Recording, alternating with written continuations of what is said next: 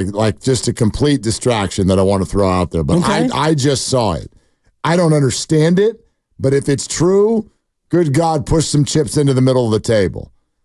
Jeff Passan says that a major trade deadline target in Major League Baseball and a team that would absolutely be willing to part with him is Luis Robert Jr. of the Chicago White Sox.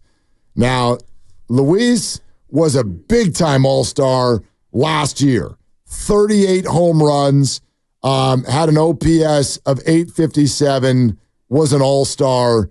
Tremendous season. Has been hurt for the majority of this year. He has only had 28 at-bats and 6 hits. So not a whole lot to say about it this year, although he has hit a couple of home runs.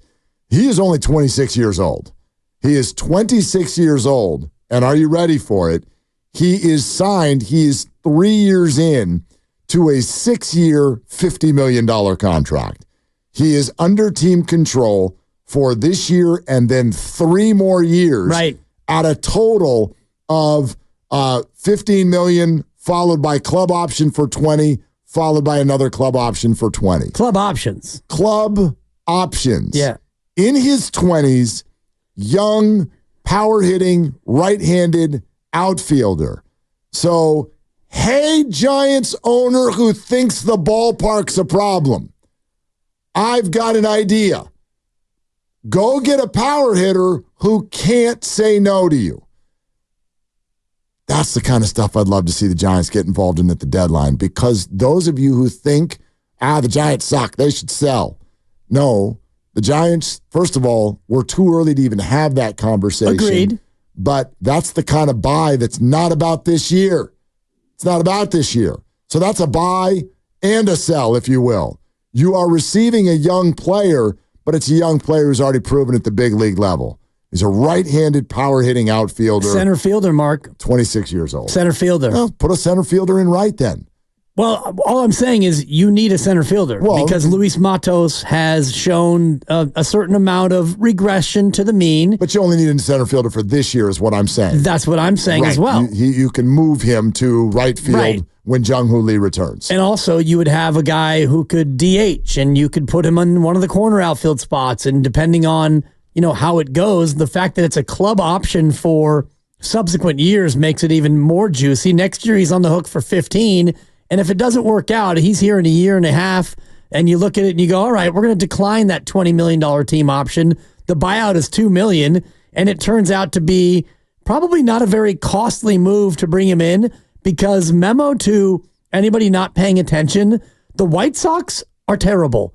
They are beyond terrible. Beyond terrible. They are not quite historically bad, but they're a team that's going to be looking to sell a lot of different pieces, including Robert Jr. 36 doubles last year, 38 home runs, drove in 80, stole 20 bases. What's the injury? Do you know? What's kept him out for the majority of the games? I know he played early on. I don't know if he's played in a long time. I see that he played the opening 5 games of the year. Yeah. And he's just coming back. He's activated at a grade 2 right hip flexor strain. Okay. It's a nothing burger. No, but that fits for the Giants, a guy who is, injured. What is that? Is that mean-spirited?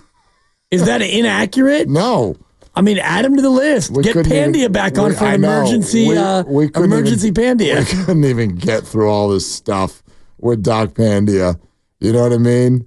I want to, Jung-Hoo Lee's having a surgery right now. Yeah. Actually, I'd imagine he had it this morning. Usually you have surgery in the morning. You sure do. All my surgeries have been really early. That would suck. Except the one. They're like, we're going to reconstruct your knee, but we're going to do it at 5 o'clock. So if you could just sit there for a minute. Right. So he probably already had it, but we have not gotten the note that he had successful surgery. But ... we will, because I've never seen a story in the history of sports media that's like, so-and-so had unsuccessful surgery. Well, there's been the one. The one? Yeah. Whose surgery went wrong? Steve Kerr. Oh, well, yeah. And I hate to bring it up because it obviously was very personal to him, but they nicked his spine, the surgeon, and he had a leaky spinal fluid situation, which led him to have intense pain, headaches, and the rest, and it cost him portions of a year or two. So that was one where, and I don't even know if the report ever came out on a coach about whether it was successful or unsuccessful, but that's the one I always think about, like, That was not a successful surgery in some ways. No. Anyway. It was not. No, but you're right. And, Dr. Neil Elatrash is the expert. He is. I mean, he and Frank Jobe are the guys you want when you're going for the Tommy John. I don't even know if Frank Jobe is still active or if his contract wasn't picked up, if he's out there as a free agent surgeon. Maybe when we get to the summer and we get one of those weeks where there's not a whole lot going on, I would love to have Dr. Pandya in for half hour or an hour and just talk medical with him. And I geek out on this stuff, but talk surgery and let the fans call in and, throw their ailments at him. And well, that's fine. You get too far in the weeds on this stuff. I want to go behind closed doors. It's like talking to Larry Krueger about the defense or whatever. It's like, I don't care about the fourth string linebacker, Larry. I'm sorry if that's Stop whopping me. No, I'm sorry if it's dismissive. I don't want to be dismissive, but what are you talking about? And you seemingly have had every injury in the history of injuries. Most of them. Which I don't understand. Both Achilles intact, knock on wood.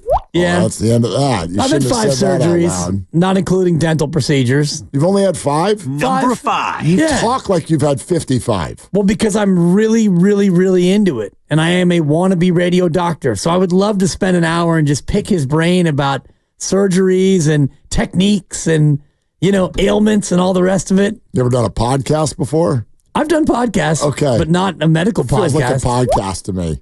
Wow. You go ahead and take a day off. I'll do 4 hours with a good doctor. I took a day off last year and you started talking about the 8th string with Larry Krueger. That was one of my favorite shows ever. That was 2 years ago, and we went through the 90-man roster, and including Saguna Lumbe. We did 5 minutes on Saguna Lumbe. I was like, oh, my God, this is great. I'm like, Larry, you're not allowed to be that excited about this guy. I don't care if he ends up being great. That's actually the only bad thing. The hand placement and the footwork. The bad thing, there's one bad thing about Brock Purdy. One bad thing. It legitimizes every time Larry goes off on a tangent about some dude you've never heard of before. Because he had it first. Because he's like, I told you about Brock Purdy. So let me tell you about Bill Dombrowski. He's the 18th string linebacker out of LSU, and I think they can get him as a UDFA. And I'm telling you, he's coming. And you're like, I don't care. And no, he's not. But Larry's over there like, Brock Purdy. I'm like, oh, crap. Freaking Brock Purdy. Genius. Jeez. Brutal. Anyway, Luis Robert Jr. Well, yeah, all eyes on a guy who hasn't played since April 5th. Well, but big-time All-Star last year, available, team control. Perfect. Not a lot of money. Hits bombs. He's here to hit bombs. It's like Phil Mickelson. He's here to hit bombs. Right. There you go. I mean, it would be a perfect Farhan signing if he were a Seattle Mariner. If he were a backup catcher for the Seattle Mariners. Yeah. All right. So anyway. I said earlier,